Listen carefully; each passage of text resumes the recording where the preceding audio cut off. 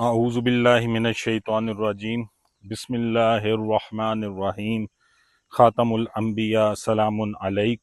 लाखों करोड़ों दरूद व सलाम नबी पाक सल्लल्लाहु ताला अलैहि व आलिहि वसल्लम की ज़ात बबरकात पर। मैं हूँ राहिल भट्ट और बट गुड फॉर्म के ऑफिशियल पेज पर आप सबको खुश आमदीद कहता हूँ। अगर आपके पास लाखों रुपए नहीं हैं तो भी आप बकरी फार्मिंग कर सकते हैं। वो कौन कौन से ऑप्शंस हैं जो आप एक छोटे लेवल पर बकरी फार्मिंग स्टार्ट करने के लिए इस्तेमाल कर सकते हैं। अगर आप किसी शहर में रहते हैं तो वहाँ आपके घर की छत भी इस मकसद के लिए इस्तेमाल हो सकती है। अगर आप स्टार्ट लेना चाहें 10 बकरियों से तो उसके लिए एक मरला की जो छत है वो भी काफ़ी होगी। और इसी तरह अगर आपके करीब कोई देहात है या आपका अपना देहात आप जिस शहर में रह रहे हैं उसके करीब है तो आप वो ऑप्शन भी यूज़ कर सकते हैं। और अगर आप रहते ही देहात में हैं तो फिर तो आप आराम के साथ बकरी फार्मिंग छोटे लेवल की हो चाहे बड़े लेवल की हो वो कर सकते हैं। अगर आपके पास सरमाया की कमी है तो आप छोटे से लेवल से भी इसको स्टार्ट कर सकते हैं।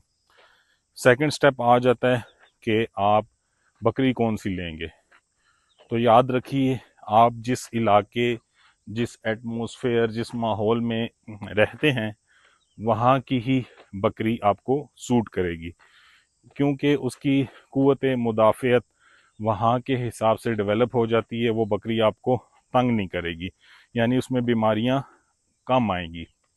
अच्छा, तीसरी जो बात आपने ध्यान में रखनी है कि आपने बहुत ज़्यादा महंगी बकरियाँ नहीं खरीदनी। बकरियां आपने मुनासिब कीमत की ख़रीदनी है, अपने इलाके की नस्ल ख़रीदनी है, क्योंकि जिस इलाके की चीज़ होती है वो उस इलाके में आपको सस्ती मिल जाती है।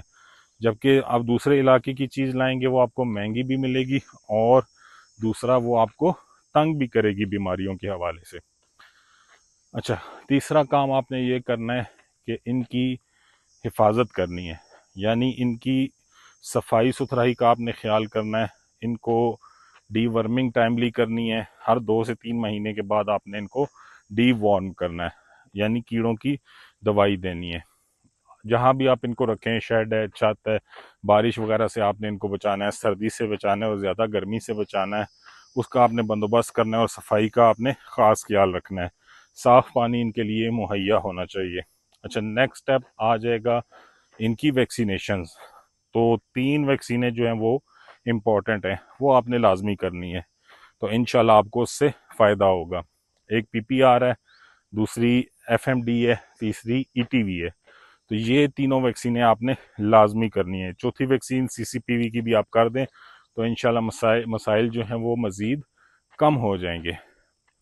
अब आ जाते हैं कि आप इनसे फ़ायदा कैसे ले सकते हैं। अगर आप जॉब करते हैं और शौक़ रखते हैं बकरी फार्मिंग का तो छोटे पैमाने पर आप, जैसे मैंने कहा, घर की छत पर कर सकते हैं। आप 5 बकरियां पालें, 10 बकरियां पालें। 5 बकरियां तो आप इजीली जॉब के साथ मैनेज कर सकते हैं, क्योंकि इनको 2 टाइम आपने जो है वो खाना देना होगा। आप सुबह खाना डाल के इनको अपनी जॉब पे चले जाएं। पानी वगैरह इनके पास 24 आवर्स मुयस्सर रहना चाहिए, साफ़ पानी। शाम को जब वापस आएँ तो दोबारा इनको खाना वगैरह डाल दें। यकीनन आपके घर में कोई ऐसा बंदा मौजूद होगा जो इजीली इनको खाना डाल सकता है। अगर आप सुबह जल्दी चले जाते हैं, शाम को देर से आते हैं, लेकिन आप आके इनको थोड़ा टाइम दें, इनकी हेल्थ देखते रहें रोज़ाना की बेसिस पे। अच्छा, फिर आप देखें कि ये तकरीबन 15 महीने का सर्कल होता है। आमतौर पर स्टेटमेंट दी जाती है कि 1 साल में ये 2 दफ़ा बच्चे देती हैं। तो ये तकरीबन 15 महीने का सर्कल होता है जिसमें ये 2 दफ़ा बच्चे देती हैं। कभी एक बच्चा भी देंगी, कभी 2 भी देंगी। तो वो रेशो आप 5 बकरियां रखते हैं तो 6-7 बच्चों की एवरेज निकाल सकते हैं।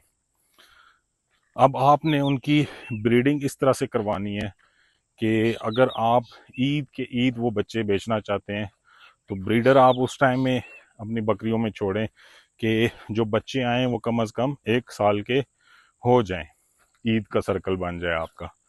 तो वो आप पे डिपेंड करेगा। और अगर आप रेगुलर रूटीन में बेचना चाहते हैं तो 3 से 4 महीने 5 महीने का बच्चा भी 25,000 रुपये तक का सेल हो जाता है। तो आप देखें कि अगर आप वही बच्चे ईद पे साल का सर्कल बना लेते हैं तो 5 बच्चे आपके कम से कम 3.5 से 4 लाख रुपए के सेल हो सकते हैं।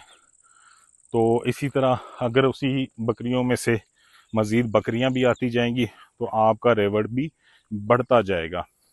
ये टोटली जो बकरी फार्मिंग है ये डिपेंड करती है जानवरों की हेल्थ मॉनिटरिंग पे। तो आपने उनके जो हेल्थ इश्यूज है ना उनको रिजॉल्व करना है, उन पे नज़र रखनी है। अमूमन नाकामी की यही वजूहात होती हैं कि वैक्सीनेशन नहीं की जाती, जानवरों में कोई वायरल डिजीज़ आती है, वो आपका पूरा फॉर्म खाली करके चली जाती है। और सेकेंडली नस्ल जो है वो अच्छी सिलेक्ट नहीं की जाती। अच्छी से मुराद अपने एरिया में वो अच्छी होगी। जैसे मेरा एरिया पोठोहार का है तो यहाँ पे पोठोहारी बीतल, टेडी बकरी हो गई, मक्खी चीनी हो गई, इनका सर्वाइवल बहुत अच्छा है। बीतल भी अच्छा सर्वाइव करती है। लेकिन वहीं मैं अगर राजनपुरी की बात करूं तो हमारे रीजन में उसका सर्वाइवल बिल्कुल ज़ीरो है, वो यहाँ सर्वाइव नहीं करती।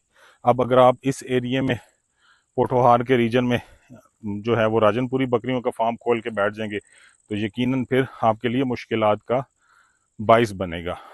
तो आप छोटी सी सरमायाकारी से भी बकरियां पाल सकते हैं। मज़ीद इंफॉर्मेशन के लिए आप हमसे रब्ता कर सकते हैं। हमारा कॉन्टैक्ट नंबर है 0370523744। हमसे रब्ता कीजिए, इंशाल्लाह जो भी मालूमात आपको रिक्वायर्ड होंगी वो हम आपको देंगे। जज़ाकल्लाह। हमारा फेसबुक पेज और यूट्यूब चैनल जो है वो सब्सक्राइब कीजिएगा। जज़ाकल्लाह। अल्लाह हाफिज़।